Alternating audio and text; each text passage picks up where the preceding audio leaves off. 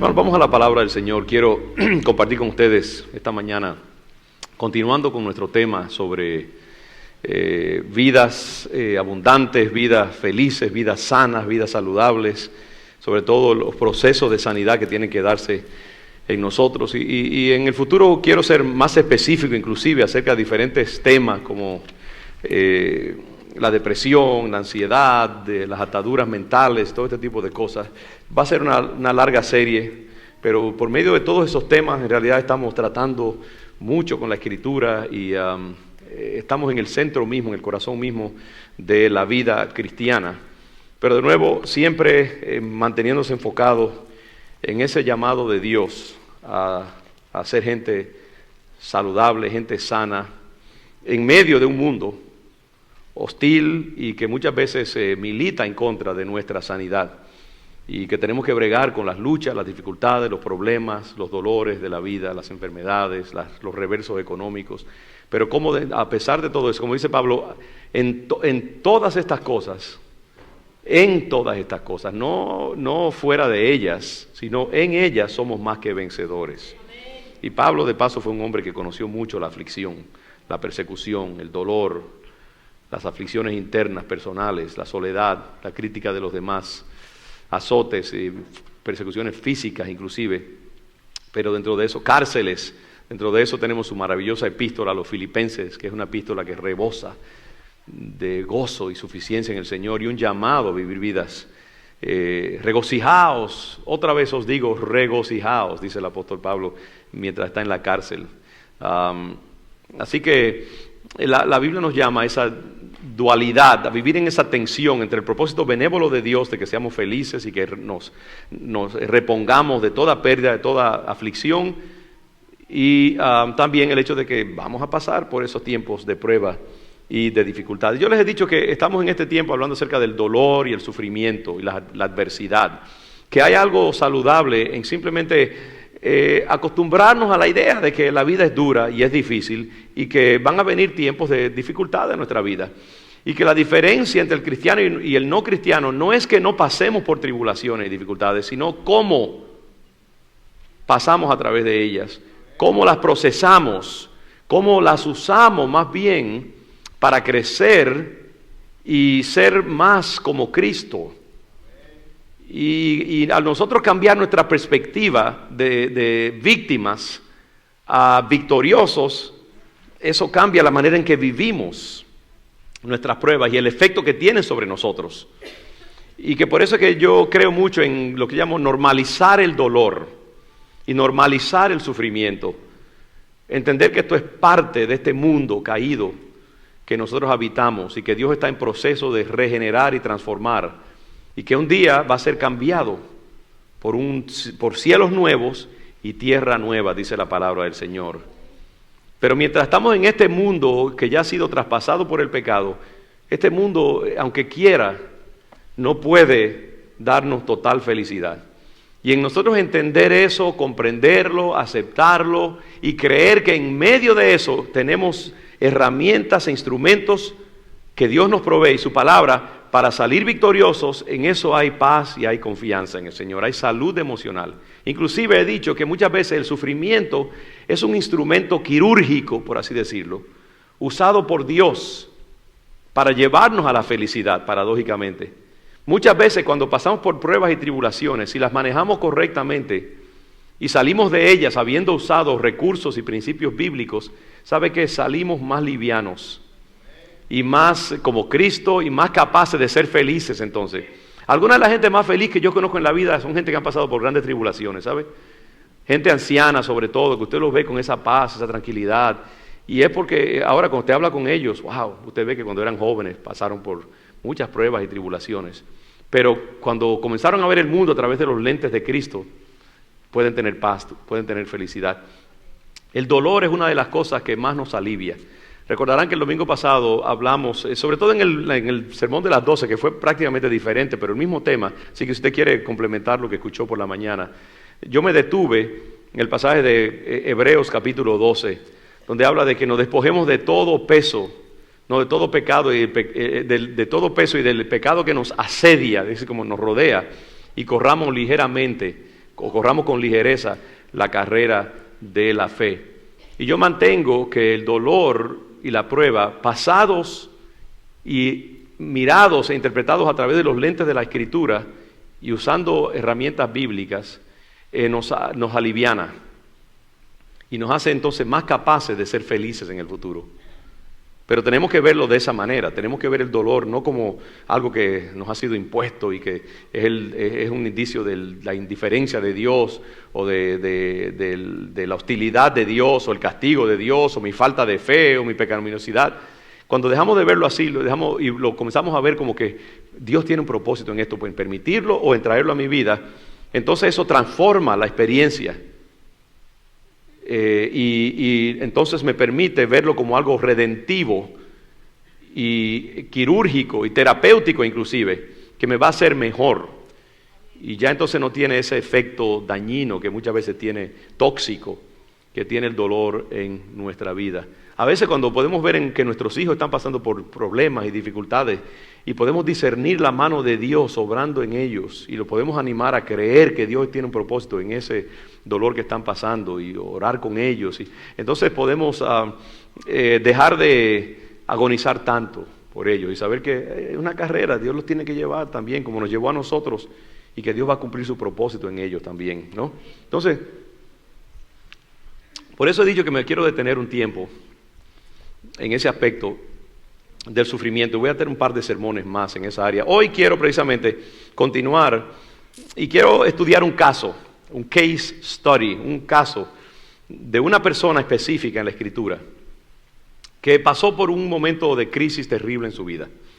Y casi podría decirse que fue como un fracaso ministerial en su vida. Y que hizo algo que no se esperaría de un hombre tan grande de Dios como era él. Pero que Dios tenía un propósito en esa experiencia oscura y terrible por la cual este hombre pasó, este siervo de Dios. Y que esto nos ayuda a ver cómo Dios puede usar tiempos de prueba en nuestra vida, de dificultad, aún en los mejores casos, para cumplir un efecto, un propósito que Él tiene a través de esa experiencia. Y me refiero específicamente a un gran hombre de Dios en el Antiguo Testamento llamado Elías.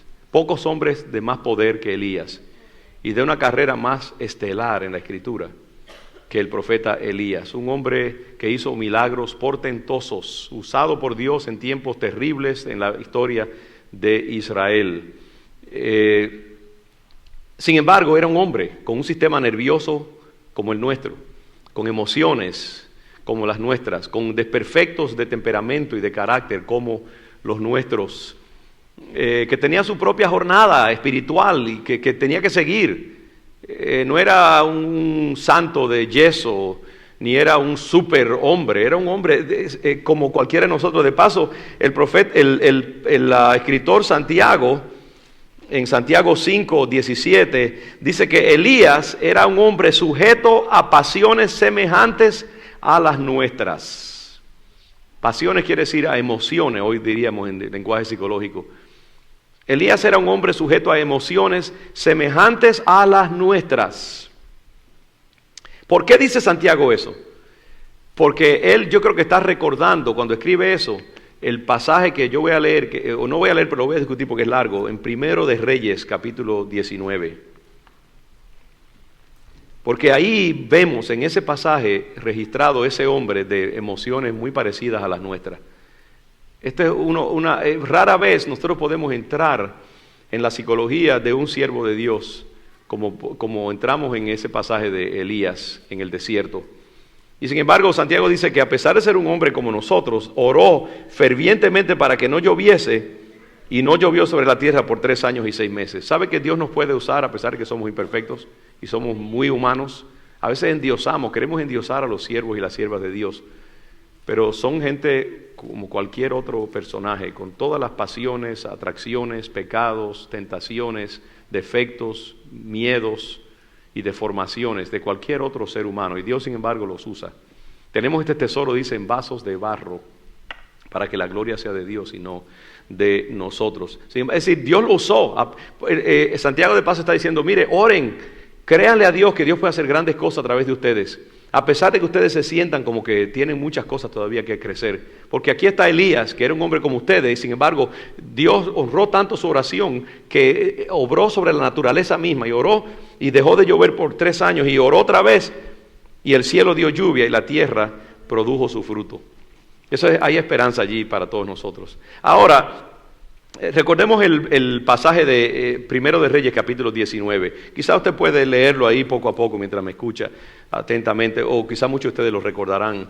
Elías tuvo una gran victoria en su carrera ministerial cuando derrotó a cientos de profetas falsos de Baal, un dios terrible que estaba siendo adorado por los israelitas, dirigidos por sus reyes Jezabel y Acab, una gente endemoniada prácticamente.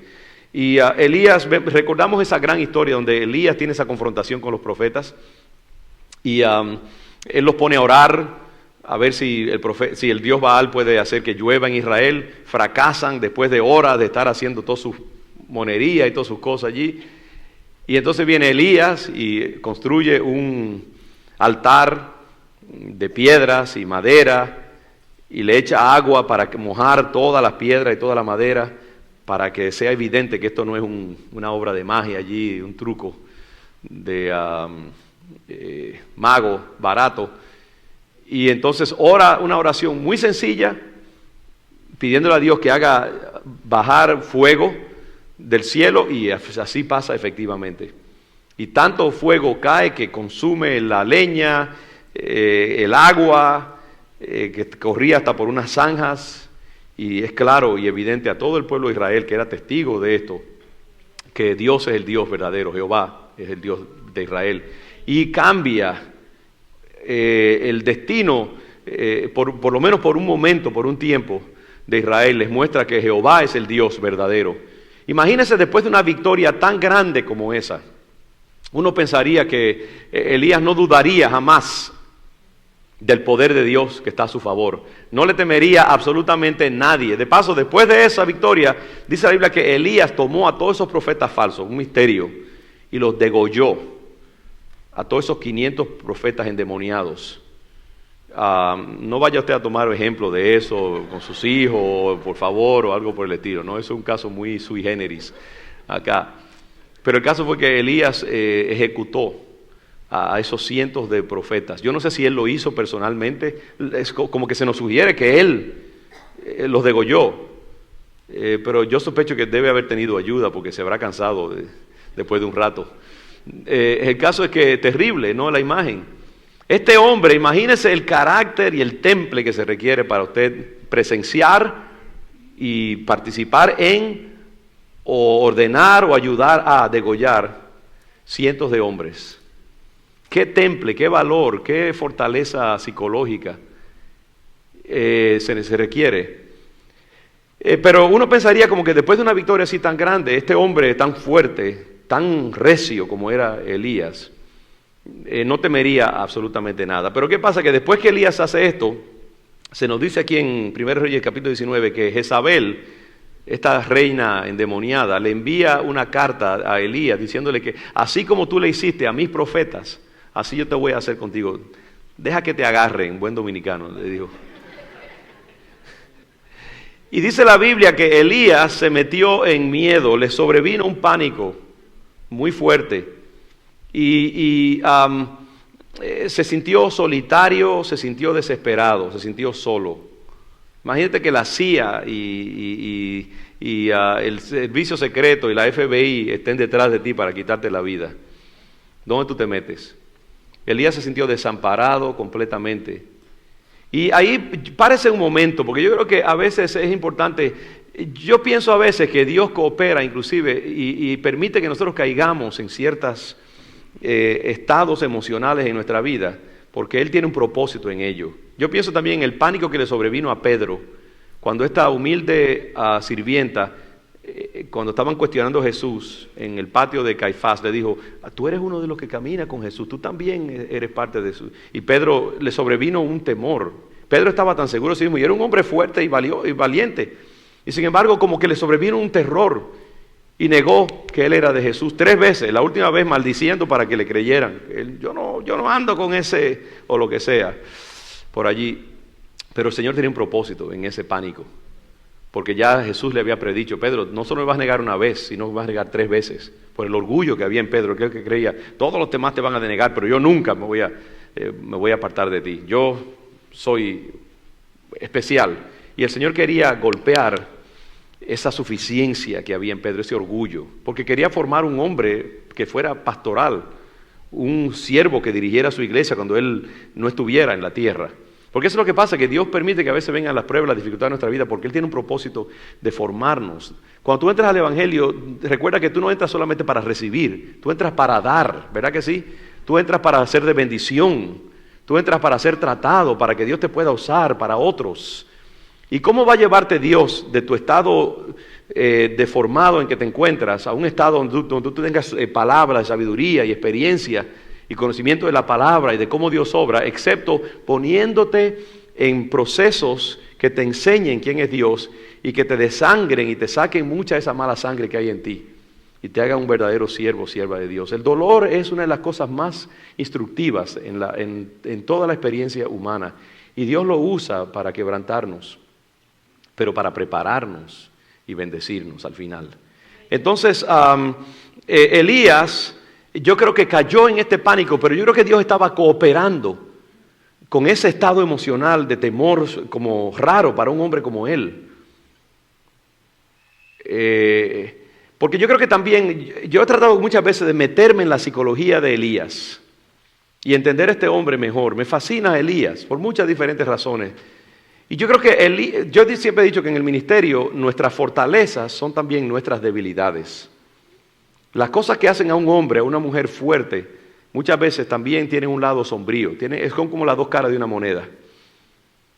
Entonces Elías, fíjese, Dios usó a Elías y lo escogió en parte porque su constitución emocional era apta para luchar en un tiempo terrible de persecución y donde el gobierno mismo de Israel estaba en contra de los valores del reino de Dios.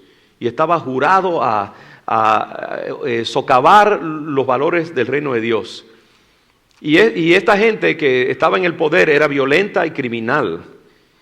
Y se requería un hombre de igual fuerza y de igual valor físico para poder contrarrestar ese poder terrible que estaba en control de la ciudad del pueblo de Israel. Y Elías era ese hombre. Entonces, si usted lee los pasajes donde se nos fotografía la personalidad de Elías, usted ve un hombre que era violento, con la violencia de una persona que no come cuentos, como decimos nosotros. Era un hombre agresivo en el espíritu, era un hombre con convicciones claras, era un hombre que podía reprender y atacar y confrontar a estos dioses poderosos, demonios que eran, y estos dos reyes. Se vestía con piel de animales, comía insectos y se alimentaba de comida silvestre, de insectos y de miel. Es decir y este hombre vivía como solitario. Era ese tipo de persona que llegaba a una aldea y todo el mundo temblaba porque no sabía qué iba a salir de él. Era uno de esos profetas así estereotípicos del Antiguo Testamento. Su psicología Dios la necesitaba. ¿Por qué Dios obra a través de nuestras aptitudes naturales para usarnos en diferentes aspectos de la vida? Y Él ubica a sus siervos en diferentes situaciones de la vida según lo que Él ha ido formando en ellos o las aptitudes naturales que tienen. Por eso escoge, por ejemplo, a Pablo para hacer lo que hizo, porque en Pablo había allí un sedimento de capacidades que Dios podía usar para avanzar el Evangelio en ese tiempo clave del mundo greco-romano y de ciudades y todo este tipo de cosas, largo de explicar, pero Dios escoge a gente que Él inclusive ha estado preparando ya de anterioridad, como con José, Moisés, otros así. Dios obra a través de muchos años de experiencias para usarnos y ponernos en posición. Esa gente que usted ve que entran al Evangelio y ya al otro día quieren ya ser pastores, predicadores, evangelistas. Bueno, Dios lo puede usar, pero normalmente Dios se toma tiempo a preparar un santo, yo digo. Entonces Elías esa constitución agresiva, militante, violenta, físicamente fuerte, valerosa físicamente, pero ¿qué pasa con una persona así? Una persona así, que Dios lo puede usar para cierto, pero también tiene su lado negativo. Puede ser una persona que si alguien viene con una necesidad, y, que me siento miedo, que estoy teniendo pesadillas, ¿qué muchacho? Váyase, ore, ayune 3 días y déjese de ñoñería y siga para adelante. Dios está con usted. No puede estar triste un corazón que tiene a Cristo. No. La persona así, profética, violenta, puede que no sea muy sensitiva en el área de la consejería, la misericordia, la compasión, el amor, la ternura, la capacidad para discipular a alguien. Todo es blanco y negro, porque ellos son así, blanco y negro. Su carácter violento también yo creo que los hace frágil. Nuestra masculinidad, varones, muchas veces no tratada por Dios, si no tiene una dosis de feminidad en ella, nos hace estériles a veces y quebradizos. Un hombre necesita la flexibilidad femenina dentro de él y ella necesita la firmeza masculina, porque somos complementarios en ese sentido, para poder ser flexibles. Hay machos que son tan machos que no sirven para nada, excepto para ser como los caballos, ¿cómo se llama eso? Padrones que simplemente son hechos para ser studs, para reproducirse. Pero, ¿cómo es? Macho padrote, que lo llaman, algo así. Pero se necesita flexibilidad, ternura, para poder ser usado por Dios en otras maneras. Y la persona así, tan fuerte como Elías, tiene su lado débil también. Psicológicamente es frágil y se frustra fácilmente. No tiene las capacidades analíticas y la complejidad y el matiz psicológico para bregar con situaciones frustrantes y de impotencia, porque está acostumbrado a estar en control. Entonces yo creo que y muchas más cosas que podríamos decir de la psicología de Elías. Entonces su lado fuerte, que lo capacitaba para hacer muchas cosas terribles en ese tiempo, también lo ponía a él en debilidad en otras áreas. Y yo creo que por eso, en parte, cuando se encuentra en esta situación, como con camino cerrado, y esta mujer que quiere matarlo, tan poderosa, se desploma, y dice que cuando él escucha lo que le dice Jezabel, se fue por el desierto, 19:4, primero deja allí a su criado. Una de las cosas que hace, que usted nunca debe hacer cuando está en crisis y en dificultades, es aislarse. Y normalmente eso es lo que uno va a querer hacer, ¿sabe? No me hables, no me llames, meterse en el dormitorio, bajar las cortinas, comprarse unas extra oscuras, meterse en la cama, buscarse una frisa bien gruesa y taparse la cabeza y poner la música más tétrica que usted pueda conseguir en la radio y deprimirse y gozarse allí con su terrible situación.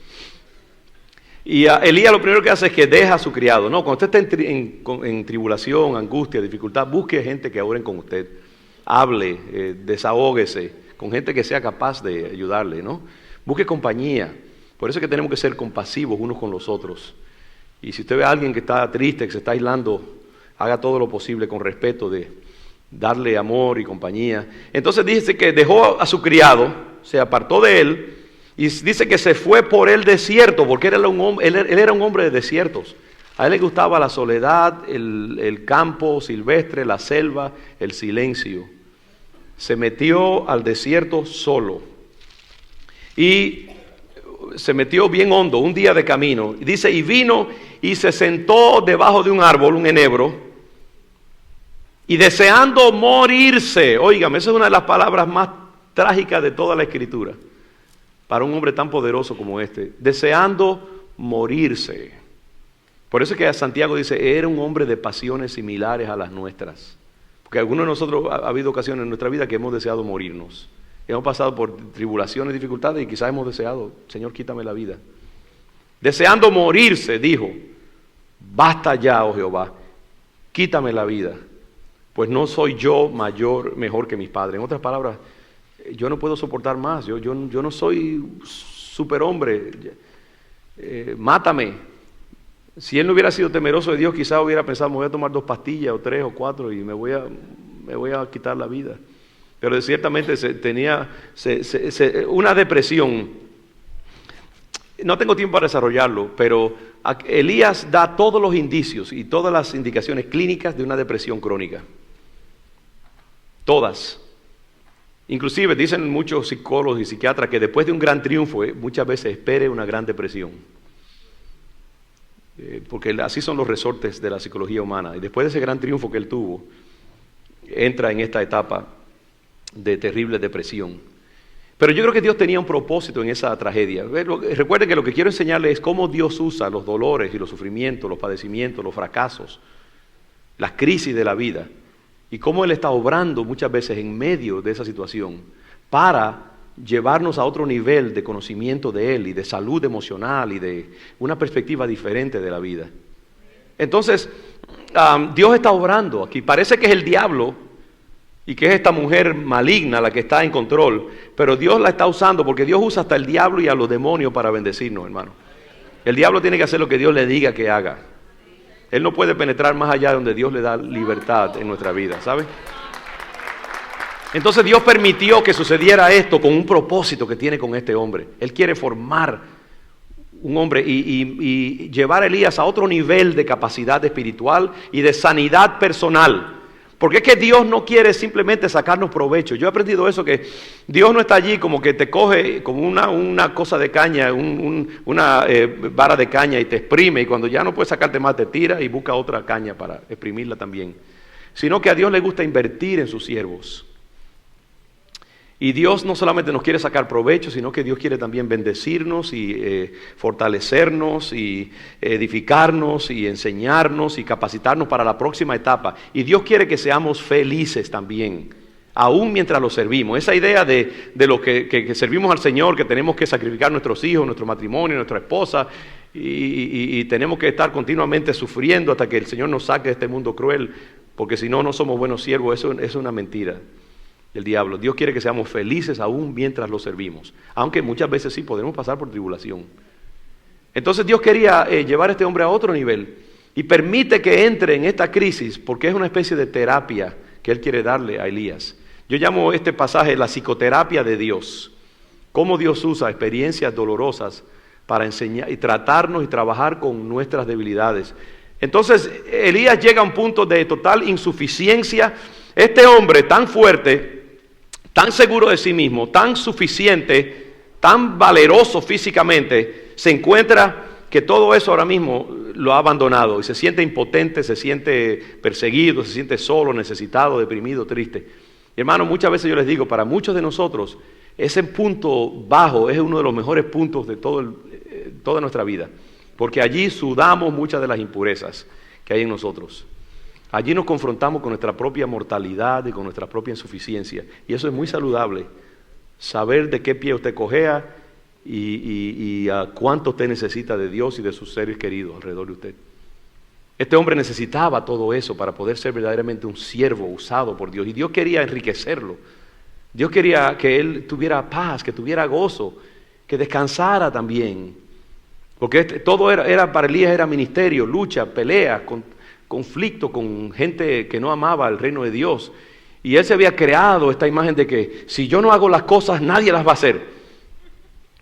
Si yo no estoy aquí para representar el reino de Dios, ya todo el mundo, todos estos sinvergüenzas se han ido a Baal. Y yo soy el único que está sirviendo al Señor. Y si yo no doy la batalla, esto se va a ir al infierno todo. Él tenía esta idea. Porque venía de su compromiso y de su sentido de integridad. Cuando lo daba todo. Y si todos los demás no daban todo como él, entonces no estaban dando nada. Y Dios quería formar, Dios quería trabajar en este hombre, yo creo. Bendecirlo y mostrarle un aspecto de Dios que yo creo que Elías no conocía, porque todo el Dios que él había conocido era siempre un tipo de Dios, que vamos a ver dentro de un momento. Entonces él permite, esto es lo que se llama también en la psicología y en la enseñanza, una lección objetiva, un object lesson, donde Dios a veces nos mete como en psicodramas, que vivamos una experiencia donde nosotros somos los actores y otras personas son actores en un drama que estamos viviendo para interpretarlo y para aprender cosas en la vivencia misma. De vivirlo estamos aprendiendo lecciones y se nos están inscribiendo como con un cuchillo y se nos están grabando y esculpiendo en nuestra psiquis misma, porque la estamos viviendo con el fuego de la prueba, soldándola a nuestra psiquis.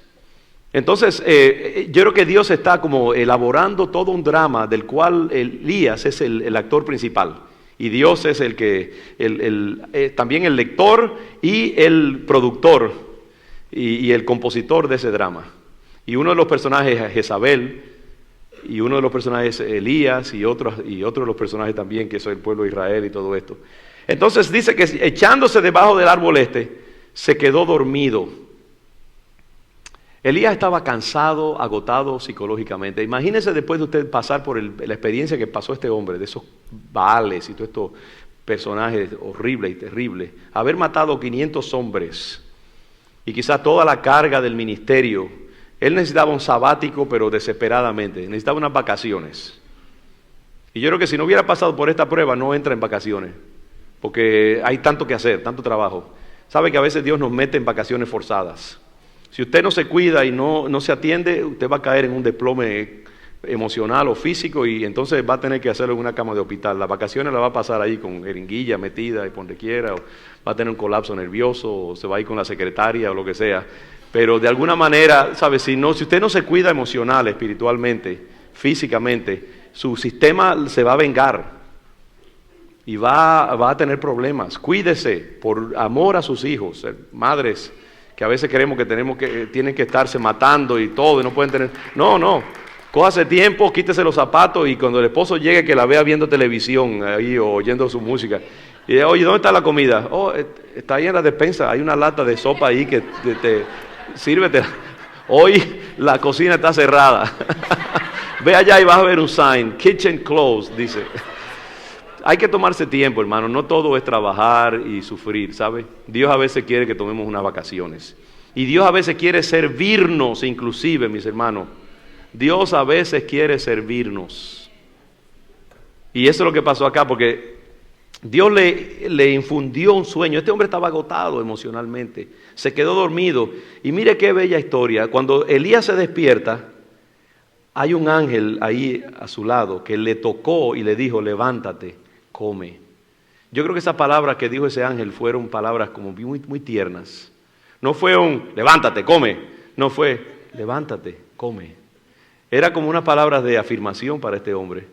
Y el Señor mismo le había cocido una torta sobre las ascuas. Dice, entonces él miró y aquí a su cabecera una torta cocida sobre las ascuas y una vasija de agua. A mí siempre de paso más interesante que no era un pernil lleno de grasa, sino era una torta. Yo creo que Dios es vegetariano. Elías te hubiera dicho, Señor, gracias, pero me hubiera gustado un muslito de pollo ahí también echado No, pero lo que le dio fue una torta cocida y una vasija de agua, pan y agua. Pero yo estoy seguro que ese pan sabía a gloria. Y tenía unas vitaminas y unos nutrientes, porque Dios es económico. Él no necesita la carne. Si la tostada esa tenía todo lo que necesitaba allí de nutrientes. Y yo creo que ese acto es un acto de ternura de Dios. Yo imagino que este hombre se levantó agotado y todavía sentía el sopor de ese sueño profundo, de su cansancio, que por primera vez estaba permitiéndose experimentar. Y ahí está el Señor con una comidita, come, aliméntate. ¿Y qué pasó? Dice que volvió a dormirse. Este hombre estaba agotado, estaba quemado. Y Dios le estaba permitiendo que durmiera. Y es que Dios es un Dios muy, muy natural en un sentido y muy sabio. Este hombre necesitaba comida y sueño y ternura y sentir el cuidado de Dios, porque él no se permitía ni siquiera sentir la ternura de su padre. Yo creo que él era un hombre muy autosuficiente. Si necesitaba algo, iba y mataba a un conejo en la selva y se lo comía. Y no estaba acostumbrado a que lo sirvieran. Y muchos de nosotros somos así. Yo digo la verdad, a veces para mí me resulta difícil aceptar cosas y que me hagan favores. Uno se acostumbra a ser suficiente. Y Dios quería que este hombre, muchas veces nosotros necesitamos que alguien nos atienda, nos bendiga, ore por nosotros, nos ministre también. Y este hombre no estaba acostumbrado a eso. Y tampoco para él Dios era el Dios de juicio y de poder y de castigo y de resistencia y de violencia si era necesario. Pero ese otro Dios tierno y amoroso y maternal, femenino, Elías tenía testosterona que le salía hasta por las orejas. Era un varón, un hombre macho en todo sentido, y Dios lo usaba por eso. Pero de nuevo necesitaba el otro lado, el lado femenino. Y yo creo que, fíjese, para mí yo creo que este es un drama que donde Dios quiere mostrarle a Elías el lado femenino de Dios, entre comillas, no es que Dios sea mujer, pero hay un lado que nosotros, la mujer ejemplifica en su constitución, y el hombre, y estas dos energías que llamamos masculino y femenino, es porque están en Dios, porque Dios es legislador, y es justo, y es verdad, y es estructura, pero también Dios es misericordia, compasión, amor, el lado masculino y femenino, complementados en un solo ser. Y cuando el hombre y la mujer se unen en matrimonio y se unen físicamente, están como ejemplificando la complejidad y el balance de Dios mismo. Su lado masculino fuerte y su lado femenino fuerte, pero en el sentido compasivo y tierno. Las dos cosas allí unidas. Y nosotros tenemos que de paso que ejemplificar en nuestra propia psiquis, en nuestro propio temperamento, esos dos lados. El lado tierno y el lado legislador. El lado de verdad y justicia y el lado de compasión, misericordia y paciencia. Tiene que estar dentro de nosotros, tenemos que buscar ese lado en nosotros, los dos. La mujer tiene que ser fuerte y segura, firme y clara. Y el hombre tiene que ser compasivo, tierno, amoroso y paciente. Y tiene que tener el otro lado también. Elías, yo creo que solamente había conocido ese lado de Dios así, de juicio y de verdad. Y Dios quería mostrarle el otro lado. Y yo sé que ya nos hemos pasado de tiempo, pero es tanto lo que hay acá y nos hemos tomado mucho tiempo para muchas cosas. Pero deme un par de minutos más. Entonces yo creo que en todo esto de que duerma y se le sirva y que él se sienta el objeto del cuidado de Dios, hay un trato que Dios está teniendo con este hombre, porque es como que Dios lo metió en un tiempo de entrenamiento para sacarle más provecho. Dios quería bendecir a este hombre y no solo sacarle provecho. Ya había sido de mucho provecho. Puedes pasar, Omar, si tú quieres. Ya le había sacado provecho en una manera muy grande, ahora quería bendecirlo y quería ministrarle, como Jesús, que cuando mandó a los 70 a ministrar, después le dijo, ahora vengan a un lugar aparte y vamos a tener unas vacaciones. Porque al Señor le gusta cuando después del trabajo que haya tiempo de descanso y también de Él como retroalimentarnos and to debrief us. Y que hablemos de las experiencias que hemos tenido y que compartamos con Él los momentos de la vida y que tengamos tiempos también de compañerismo con Dios. No es solamente servicio y trabajo, hermanos. Hay que buscar tiempos en que conozcamos a Dios. Dios quiere a Marta, pero también quiere a María. La Biblia está llena de estos seres así, son muy definidos. Marta, todo, producción, integridad, servicio, tesón. María, tierna, suave, sentada a los pies de Jesús, bebiendo cada palabra con una mirada de adoración en sus ojos. Pero sin las Martas la iglesia no va para ningún lado, ¿sabe? Pero sin las Marías tampoco. Se necesita Marta y María dentro de cada uno de nosotros. Y Dios quería una sanidad psicológica, yo creo, para Elías. Yo creo que este texto para mí es extremadamente profundo en ese sentido. Para mí lo más instructivo de este texto es ese aspecto. Es la enseñanza, la insight, la intuición psicológica, emocional, espiritual que nos da acerca de la vida cristiana, del servicio, de cualquiera que sea nuestra condición, madres, esposos, esposas, trabajadores, siervos, y que Dios quiere cavar dentro de nosotros cisternas más hondas para que más de su agua y de su profundidad y su sabiduría pueda caber dentro de nosotros y seamos más capaces de bendecir a otros y de bendecirnos a nosotros mismos y ser felices. Entonces dice que comió, volvió a dormirse y volviendo el ángel de Jehová lo tocó, levántate y come porque largo camino te resta. Y Elías vuelve a comer, se fortalece y entonces Dios lo envía a un viaje. Yo creo que toda esta experiencia es un viaje físico en el desierto, pero es un viaje psicológico hacia dentro de sí.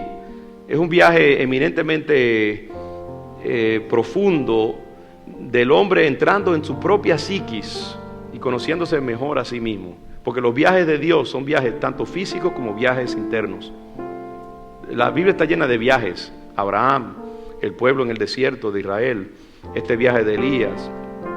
Muchos viajes, Jesús fue continuamente viajando y esos viajes enseñan muchas cosas. Dios tratando con nosotros, entrándonos en viajes psicológicos, existenciales, a la misma vez que son viajes físicos.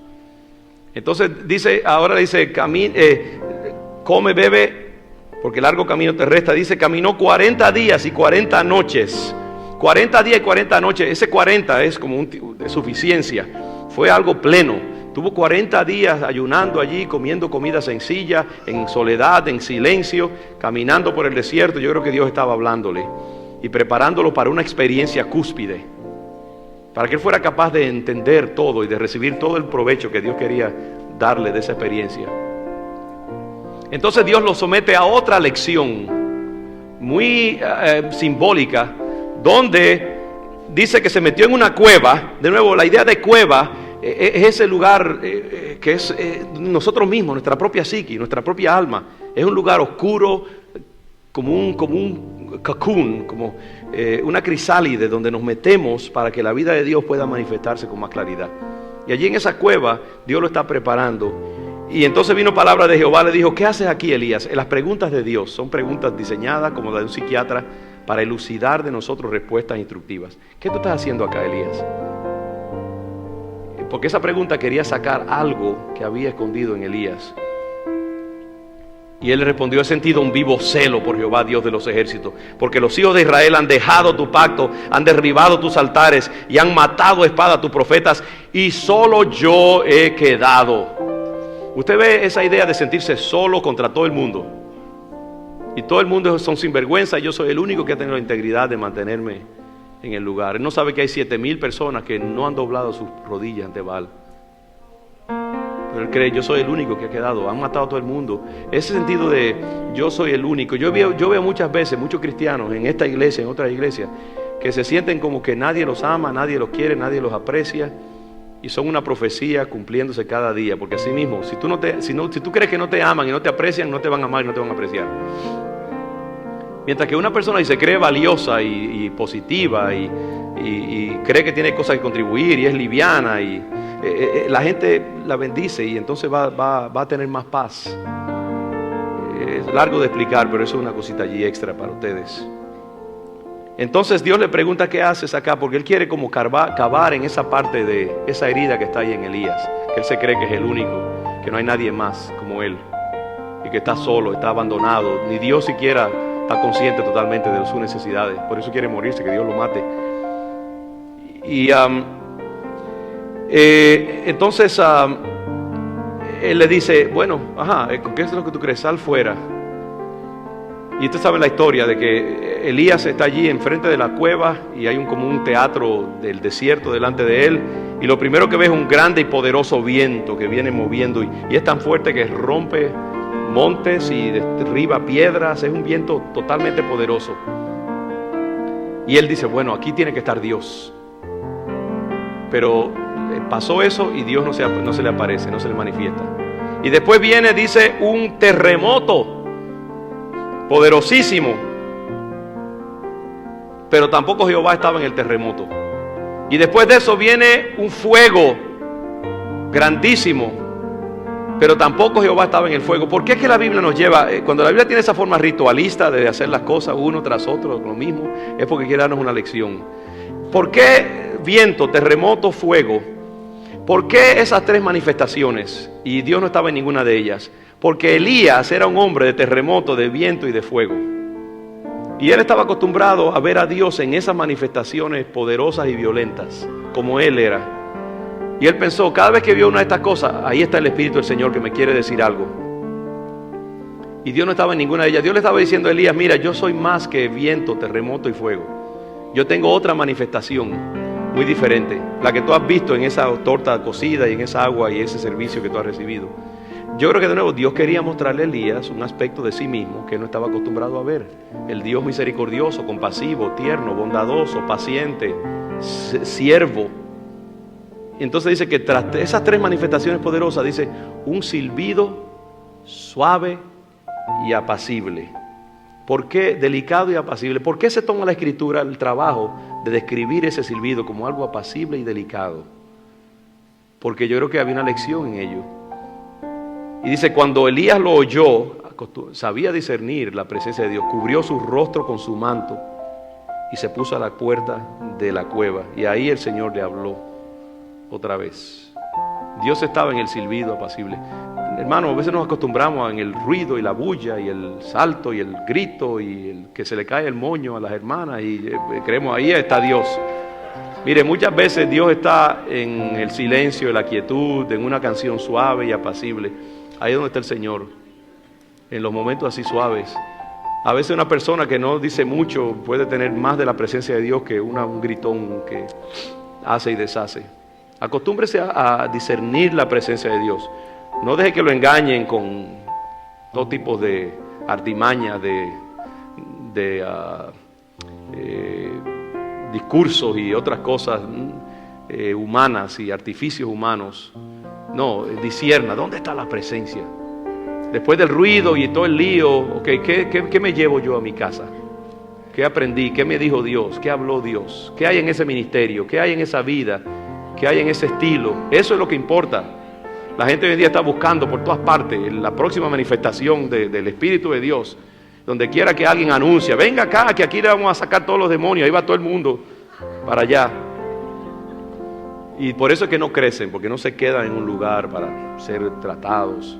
No, discierna la presencia de Dios. Porque Dios no es tan superficial como nosotros a veces lo queremos hacer. Entonces en ese silbido suave y apacible, Dios le habla. Y le pregunta otra vez, ¿qué haces aquí, Elías? Y Elías le responde de la misma manera. Y entonces en el versículo 15, Dios le dice, ve, vuélvete por tu camino, por el desierto de Damasco, y llegarás y ungirás a Hazael por rey de Siria, a Jehú, hijo de Nimsi, ungirás por rey sobre Israel, y a Eliseo, hijo de Safat de Abel-Mehola, ungirás para que sea profeta en tu lugar. ¿Qué le está mostrando Dios en esto? Elías, yo estoy en control. Yo estoy en control de Siria, esa nación enemiga que está persiguiendo a Israel. Yo estoy en control inclusive del mundo que no me conoce allá afuera. Tanto así que yo unjo y desunjo a sus reyes. Y estoy en control de Israel también. El próximo rey yo lo voy a escoger. Y tú lo vas a ungir.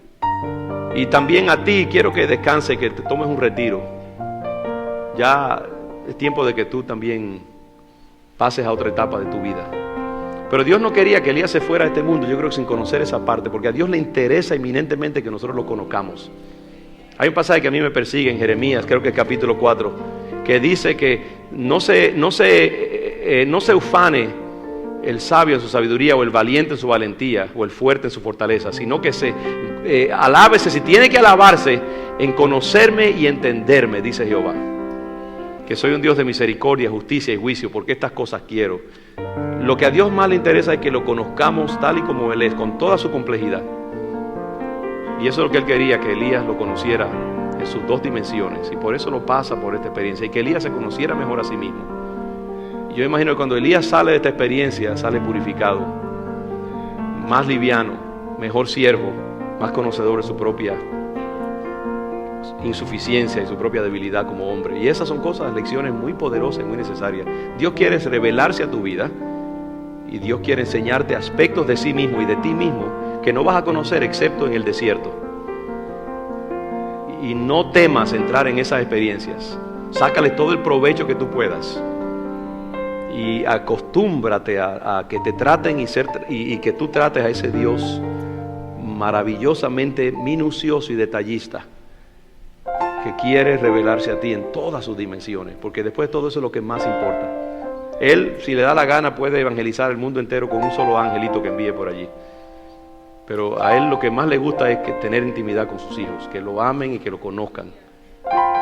Y eso es lo que Él quiere, a través de las pruebas, las dificultades. Como usted puede ver acá, a través de su prueba, su tragedia, su fracaso ministerial, Elías llegó a conocer a Dios de una manera muy bella y a sí mismo también mejor.